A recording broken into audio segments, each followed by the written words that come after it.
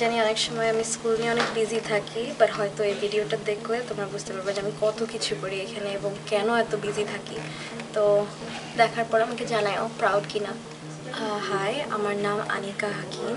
আমি এখন university ফ্লোরিডাতে senior এবং আমার মেজর হলো পলিটিক্যাল সায়েন্স, বাট আমি ফিজিক্যাল থেরাপি ট্রাকে করতেছি। আমি বাংলাদেশি স্টুডেন্টস অ্যাসোসিয়েশনে ঢুকেছি এই কারণে যে আমার সবসময় আমার কালচার, আমার দেশের প্রতি একটা টান ছিল এবং আমি হাই স্কুল থেকে এটা সবসময় গ্রো করতাম, সবসময় এটা নিয়ে আমি ব্যস্ত থাকতাম এবং আমার বাবা মা আমাকে অনেক কিছু শিখিয়েছে। তো যখন আমি কলেজে আসছি প্রথম বছর থেকে আমি বিএসের জন্য অনেক নাচ করেছি, প্রোগ্রাম করেছি। তো আমি যখন সিনিয়র হলাম তখন ভাবলাম যে ওদেরও মেম্বার দরকার, ওদেরও বোর্ড মেম্বার দরকার, আমিও পছন্দ করি এইসব করতে। তো আমি তখন ভাবলাম যে ঢুকি এবং এখন আমি অনেক এনজয় করি এই অর্গানাইজেশনের সেক্রেটারি হয়ে থাকতে। নিজেকে আইডেন্টিফাই করাতে আমি বলবো যে আমি আমেরিকান বাংলাদেশি, কারণ জন্ম আমার এখানে, কিন্তু ছোটোবেলা থেকে প্রত্যেক বছর আমি ফেরত গেছি, প্রত্যেক বছর আমি 3 মাস কাটিয়েছি ওইখানে। তো বাঙালি কালচার আমার ভিতরে অনেক আছে, কিন্তু আমেরিকান ভ্যালিউজও অনেক আছে। তো নিজেকে আইডেন্টিফাই করতে গেলে অনেক কিছু এটার ভিতরে ধরে নিতে হয় যে আমি আজকে কি বাঙালি বেশি ইয়ে করবো না আজকে আমেরিকান ভাব বেশি ইয়ে করবো। তো সেই কারণে আমি বলবো যে দুইটারই মিক্স আছে আমার মধ্যে। যারা বাঙালি আমেরিকান আমি বলবো বেশিরভাগ সময় সমস্যাটা হয় যে ওরা বাঙালি কালচার ইনাফ আন্ডারস্ট্যান্ড করে না, বা অনেকে বলে যে ওদের ভিতরে বাঙালি কালচার নাই, এবং এটা অনেকখানি বাবা মার উপরে পড়ে যে বাবা মারা অনেক সময় শেখানোর চান্স পায় না, কাজ করতে থাকে, ইয়ে করতে থাকে। তো বাচ্চারা শিখতে পারে না, বা বাচ্চাদের কাছে ওই টান আসে না। আমার যেমন বাবা মা আমাকে প্রত্যেক বছর নিয়েছে, আমাকে অনেক শিখিয়েছে, আমাকে পড়ালেখা শিখিয়েছে, আমাকে নিউজ পেপার পড়াচ্ছে।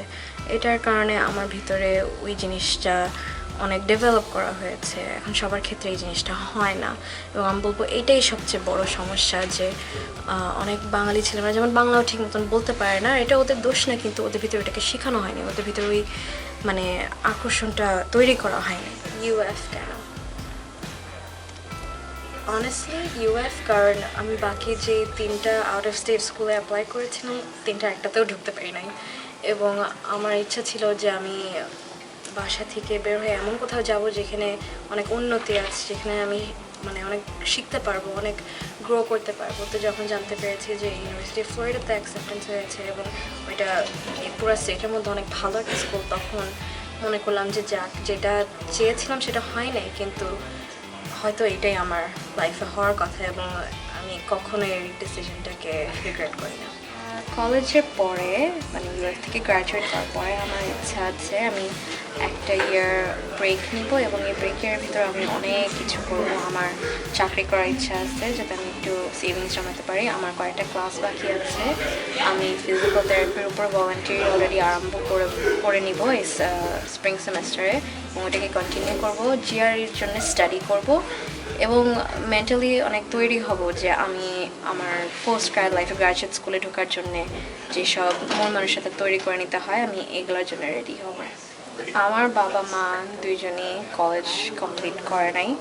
ওরা আব্বু এখানে এসে চেষ্টা করেছিল, কিন্তু তারপরে চাকরি নিতে হয়েছে, কারণ নিজেকে সাপোর্ট করতে হবে। আমার মা এখন কলেজে যায়, এখন ভার্সিটিতে যায়, এবং সে অ্যাসোসিয়েটস কমপ্লিট করে ব্যাচেলার্স করতেছে। তো আমার আম্মু ডেফিনেটলি আব্বুর চেয়ে বেশি বুঝিয়ে দিক দিয়ে, কারণ সে নিজে স্ট্রাগল করতেছে, নিজে ক্লাস নিচ্ছে। তো এখন সে আমাকে অনেক দিয়ে বলে আসলে অনেক আমি আগে জানতাম না, এবং এটার কারণে আমার মাঝে মাঝে একটু আনন্দ লাগে যে হ্যাঁ এখন বুঝে। কিন্তু আব্বু অনেক সাপোর্টিভ হয়েছে, অনেক শিখেছে আমার কারণে, আমি বলতে বলতে আমার কষ্ট দেখেছে, অনেক শিখেছে। তো এটার কারণে আমি বলবো যে এখন ওদের একটা আইডিয়া আছে কলেজ কেমন। আম্মু আব্বু তোমাদের কারণে আমি এত দূরে আসতে পারছি, তোমাদের সাপোর্ট ছাড়া, তোমাদের আদর ছাড়া আমি কখনো এত কিছু শিখতে পারতাম না, এত কিছু করতে পারতাম না। এবং আমি অনেক আশা করি যে তোমরা একদিন হয়তো আমাকে সাকসেসফুল হয়ে দেখতে পারবা, একদিন হয়তো জানতে পারবা যে আমি তোমাদের কথা ভেবেই এত কিছু করেছি। আমি জানি যে অনেক সময় আমি অনেকটা লস্ট হয়ে থাকি, আমি অনেক কিছু ঠিক মতন করে নিতে পারি না, বা আমি অনেক ডিসঅর্গানাইজড, বা আমি অনেক আওলা থাকি। তো আমি চেষ্টা করতেছি এবং আমি চাই যে ফিউচারে আমি নিজেকে কিছু একটা তৈরি করে আনতে পারি।